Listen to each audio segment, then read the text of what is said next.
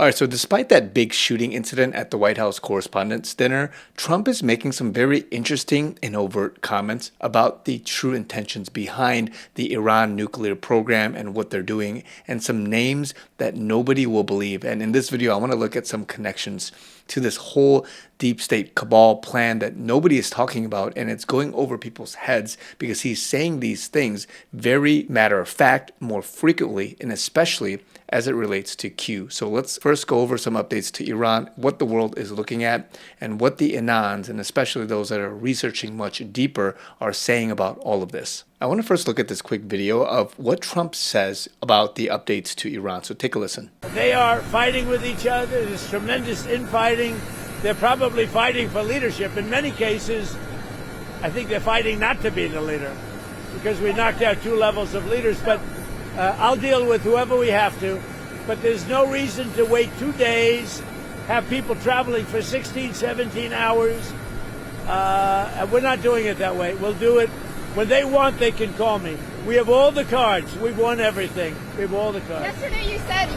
Now that's very interesting because the 2 main guys that Trump and the White House have been dealing with is first this guy, Araghchi, the foreign minister, as well as Ghalibaf, the speaker of the parliament. And Ghalibaf in particular responded specifically to the cards that Trump was talking about, which seems like fighting words, while Araghchi is going out talking to leaders in Oman and even going to Moscow to meet some of the leaders and Putin in Russia. And of course, with the latest proposal that Iran had offered, Trump has constantly been saying that we have to denuclearize Iran and that their ambitions must be stopped completely. But Iran mentioned that they want to bypass immediate nuclear negotiations and want to decouple it and talk more about the Strait of Hormuz and the blockade and all that stuff, essentially wanting to postpone nuclear talks as long as possible. So remember this. And remember what Trump says about the nuclear dust in this recent video. He says it all the time. The big thing we have to do is we have to make sure that Iran does not have a nuclear weapon, because if they do,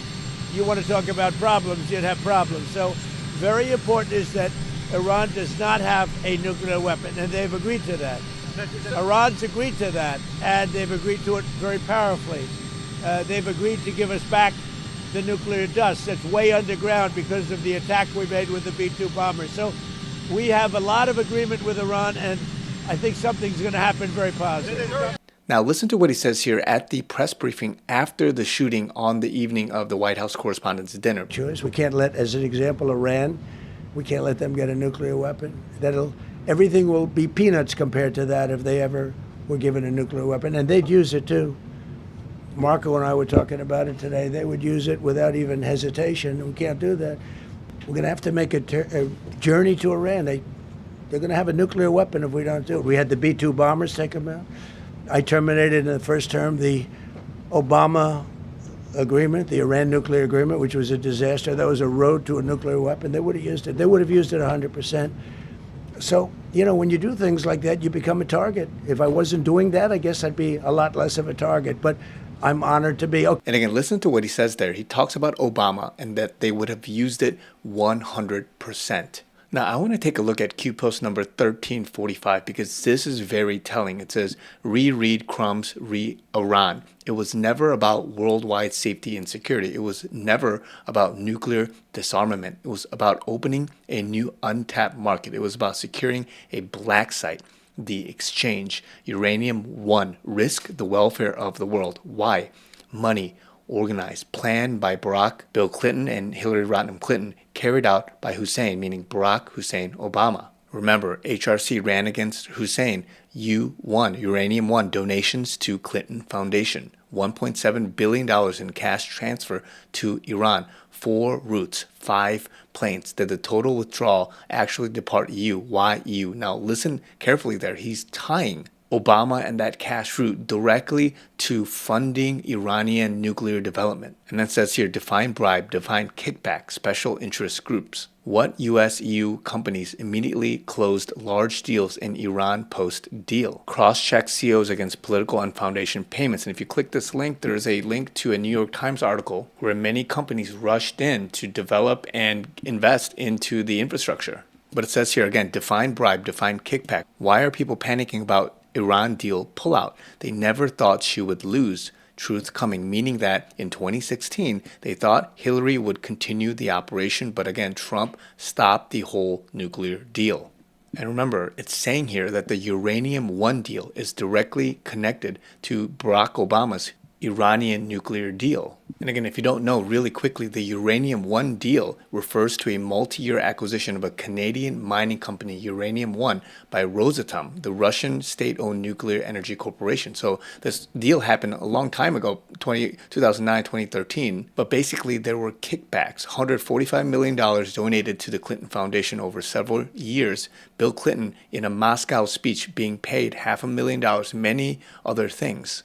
And basically, it's tying Russia directly to the Uranium One coming out of Canada. And Canada is the world's largest producer of uranium because of their mines there. And what is it saying here about this exchange? It's inferring that Barack Obama, Hillary Clinton, they wanted to secure a black site so that they can go under the radar to develop these nuclear weapons using Iran as a proxy. And that many companies, special interest groups, they would flood into Iran and have all this money coming in so that they can set up shop. They wanted to capitalize in an untapped market, and also they wanted to develop nuclear weapons without public scrutiny, in secret, without the Nuclear International, whatever organization, eyeing them. Q Post 1306, it says, define the terms of the Iranian nuclear deal. Does the agreement define and confine cease and desist PRO to the Republic of Iran? What if Iran created a classified satellite nuclear facility in northern Syria? What if the program never ceased?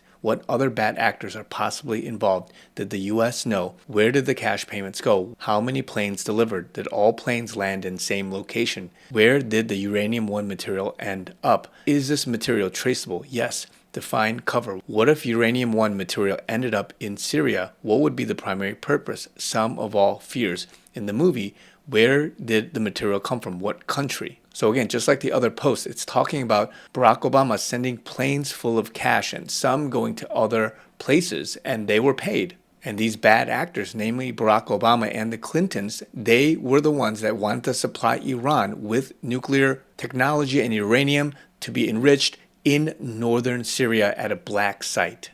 And what would be the primary purpose? The sum of all fears. And in that movie, it was about a nuclear weapon or material coming from Israel, but in this instance, the Syrians sold the bomb to a South African black market arms trafficker, and they subsequently sold it to an Austrian neo-Nazi group. And basically, that while it was a different country's bomb, and in this movie's instance, Israel, the protagonist discovers that the radiation analysis that the plutonium inside was originally manufactured in the U.S. So it's saying that the purpose, just like in the movie, was to supply Iran with the nuclear weapons, to blame it on Russia, who supplied it through the Uranium One deal. Because as it says here, what country, what would happen if Russia or another foreign state supplied uranium to Iran, Syria? War. What does Uranium One provide? Define cover. Why did we strike Syria? Why did we really strike Syria? Define cover. Patriots in control. So it's saying here that the reason they struck Syria was to strike their black site, where they were enriching and developing uranium and nuclear weapons. And the cover that's happening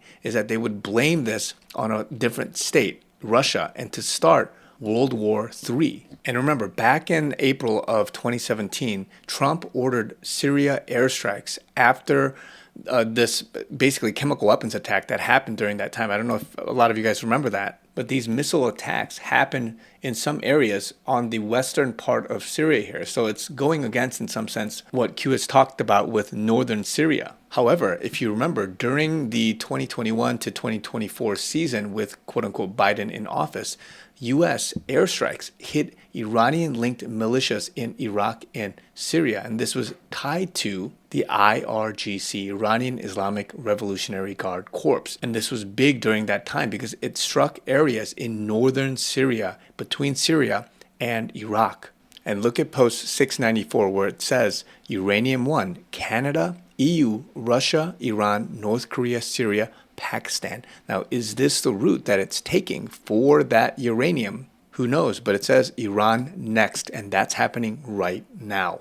And remember, Trump is dropping clues for us during that whole debated, heated argument about Trump posting that picture of Jesus Christ and depicting himself and all of that. This is what he said, remember, during this meet and greet with this DoorDash delivery driver, because he was asked about this picture. Mr. President, did you post that picture of yourself depicted as Jesus Christ? Well, it wasn't depicted. It was me. I did post it, and I thought it was me as the doctor, and it had to do with Red Cross as a Red Cross worker there, which we support.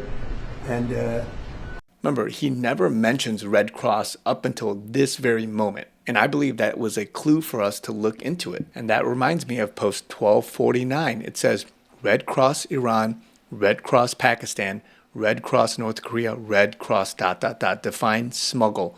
What is smuggled? What funds are used to pay for the goods? These people are sick. Relevant to events about to unfold. Follow the executive orders. Now here it's implying the nuclear weapons, uranium, is being smuggled through the use of Red Cross. And Q mentions that the Red Cross is corrupt and used as a piggy bank. Future topic. Now, again, this whole plan obviously didn't go according to plan, meaning that Trump won the first election in 2016. Hillary would have gotten in, but all of this plan was thwarted. And so we're here right now seeing everything unfold and some of the last bits to actually happen. You got to understand that what's being said and what has been said as conspiracy or as theory is happening literally right now. Trump actually went into Iran. He actually took care of business with the Strait and with all of the weapons and taking out some of the leaders. And he's becoming more and more overt about who's to blame. Obama, Hillary, Clinton, all these people, the deep state, the cabal, and he's taking action. He's doing something about it. And so we have to pay attention to what these moves are. So let's see what happens, but you don't want to ignore some of this stuff because he's giving us clues and he's giving us inferences into some of the future and what we are to expect. So be blessed, be encouraged. More to come. Subscribe if you guys want more of this type of video. And also if you guys want to support me and my ministry, I have a fundraising campaign going on. All of that information is down in the description below. So love you guys. Talk to you guys very soon.